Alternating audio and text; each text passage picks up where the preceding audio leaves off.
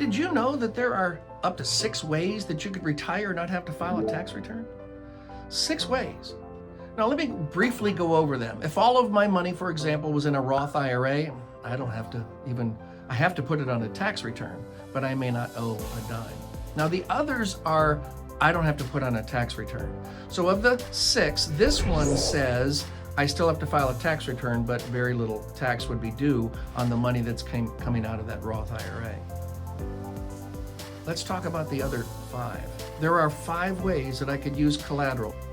Money that I've already paid taxes on and I put it somewhere. Whether it's in my home, whether it's in my business, whether it's in investments, whether it's in cash value.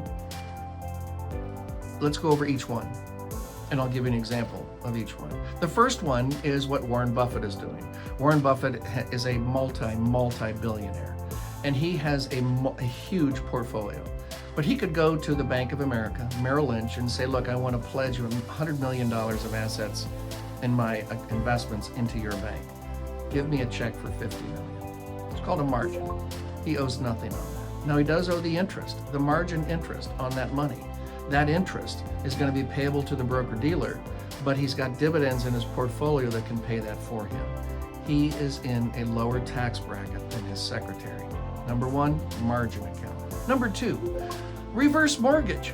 25 years ago, reverse mortgages were horrible. They weren't regulated. They were very harmful to elderly. It was truly expensive to get into one. Well, today, now that they're regulated, they're a lot better than they were. And someone would be able to stay in their home and either stop making mortgage payments or take a check.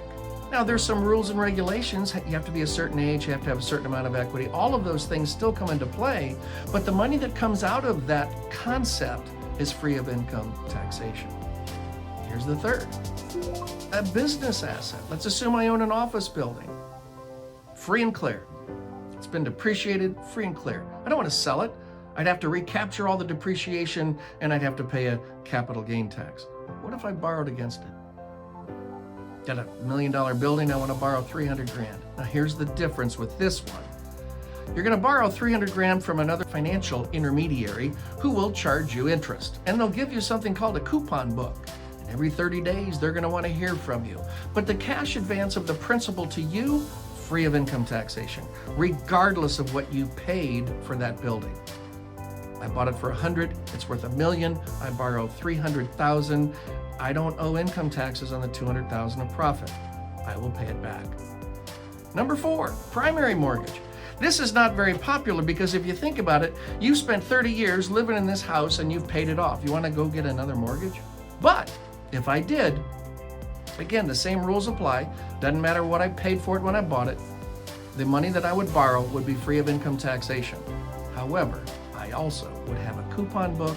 I'd have a credit reporting agency that I would be responsible to, and I would owe it back on a monthly basis. And here's the one I like the most. Everybody knows this, cash value life insurance. But of the 5 ways of using collateral, it is the only one of the 5 where the lender, the insurance company, guarantees the growth of the asset they've held as collateral if you're using whole life. This is one of the reasons why our group does not use IUL or any UL platform for that matter.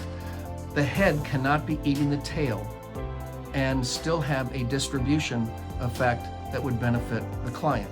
I have not found that in my 50 years. If there's others that have found a way to do that, would love to hear from you.